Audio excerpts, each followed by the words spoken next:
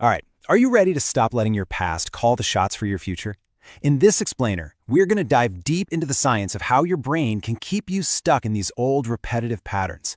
But more importantly, we're going to talk about how you can take back the controls. Let's really explore how you can become the architect of your own life. So let me just ask you, straight up, do you ever feel like you're just living the same day over and over and over again?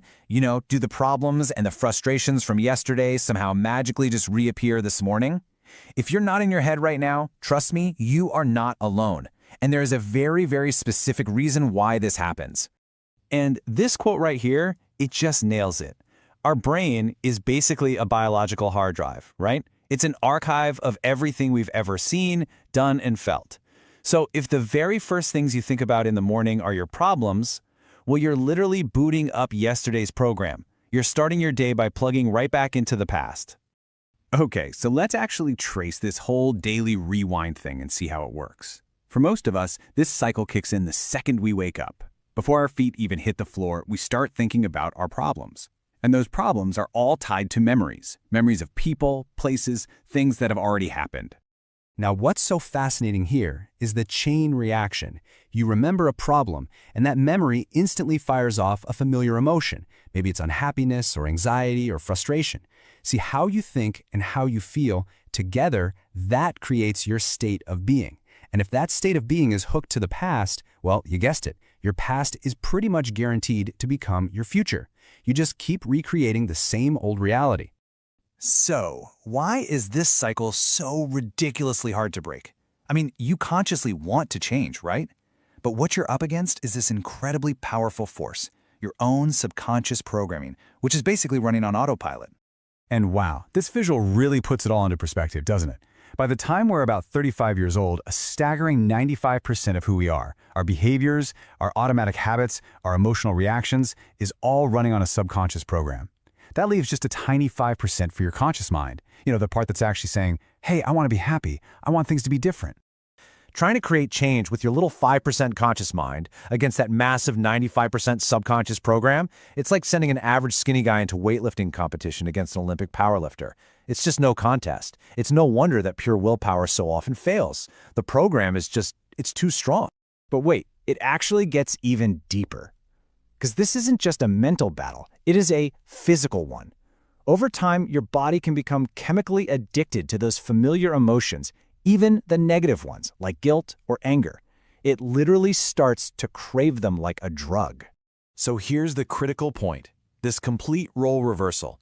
Your mind might want to feel joy, but if your body has been conditioned for years to get its daily dose of stress hormones, it will actively fight back. The servant, your body, has now become the master, and it is demanding its familiar chemical state. Have you ever tried to meditate and all of a sudden your nose just starts itching like crazy? Or you suddenly remember a super important email you just have to send right now? That's not random. That's your body trying to sabotage your efforts to change. It's sending signals up to your brain saying, hey, what are we doing? Let's just go back to our old, predictable, kind of miserable self. At least we know what that feels like. So if our willpower is outmatched and our body is basically an addict, how in the world do we break free? Well, the key is to get beyond the conscious analytical mind and access the subconscious operating system directly. We have to go to the source. And this is exactly where meditation comes in. Not just as a way to chill out, but as a very practical tool to slow your brainwaves down, get past that critical gatekeeper of the conscious mind, and enter the subconscious.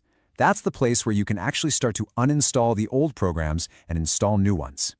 And here's why this is so important. That we spend about 70% of our lives in survival mode. Think about that. Constantly stressed, constantly anticipating worst-case scenarios based on what's happened before. That state keeps us chemically locked in the very loop we're trying so hard to escape. So once you've managed to bypass that analytical mind, what's next? Well, this isn't just about clearing your thoughts and finding some peace. No, this is about actively designing and installing the program for your future self. And to do this, you gotta speak the right languages. As we see here, thoughts are the language of the brain, but feelings are the language of the body. You can't just think about a new future. You have to get your body on board with the plan too. They have to be in sync. And this, right here, is the absolute game changer. This is the secret sauce. It is not enough to just mentally rehearse what you want. You have to generate the elevated emotions of that future: gratitude, abundance, love, joy, in the present moment. You have to literally teach your body what that future feels like before it even happens. You see, when you master this, you make this profound shift in your identity. You stop being a victim of your past circumstances, and you become the active, conscious creator of your future. So what does this really mean? It means shifting from being at the effect of your life to causing an effect. See, the victim mindset says, I can't feel abundant until I actually have wealth. But the creator understands that the moment they feel abundant, they begin to generate wealth. They don't wait for the outside world to change how they feel. They use their feelings to change the outside world. To really wrap your head around the scale of this, just look at this number. Every single day, you have somewhere around 70,000 thoughts. I mean, that is a staggering amount of mental traffic, right? But here's the real kicker. For most of us, a full 90% of those thoughts are the exact same thoughts we had yesterday. And if your thoughts create your reality and your thoughts never change, well, then your life can't change either. It's simple logic. Same thoughts lead to the same choices, which lead to the same behaviors, and yep, the same emotions. So it really all comes down to this. You are not your body's automatic program. You are the mind that directs it.